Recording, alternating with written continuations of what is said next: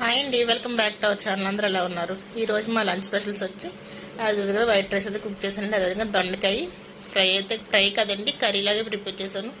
ఎండలు ఎక్కువ ఉంటున్నాయి కదా, ఫ్రై అయితే మరి ఇబ్బంది అవుతుందని చెప్పి ఓవర్ హీట్ చేస్తుందని కర్రీలా చేశాను. అదేవిధంగా కొద్దిగా రసం కూడా చేశానండి.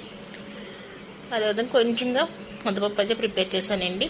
ముద్దపప్పు ఇట్లా బాగా లూజ్ కన్సిస్టెన్సీ ఉందనుకుంటున్నారా, తినేసరికి గట్టిగా అయిపోతుందండి. ఇదిగోండి దొండకాయ కర్రీ అయితే ఈ విధంగా అయిందండి.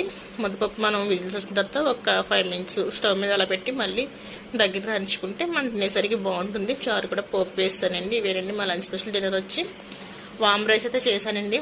డైరెక్ట్గా వామ్ వేసి చేస్తుంటే మా పిల్లలు అసలు తినట్లేదండి. అందుకనే పులిహోర తాలింపులా వేసేసి అందులో కొద్దిగా వామ్ వేసి చేస్తానండి. బాగుంటుందండి. ఇందులో కొద్దిగా నిమ్మరసం అయితే నేను యాడ్ చేస్తాను, అందువల్ల ఎక్స్ట్రా టేస్ట్ వస్తుంది. వామ్ రైస్ లాగా ఉండదు కానీ పులిహోర టేస్ట్ వస్తుంది, కానీ బాగుంటుందండి. ఏం లేదండి, పులిహోర పోపులని కొద్దిగా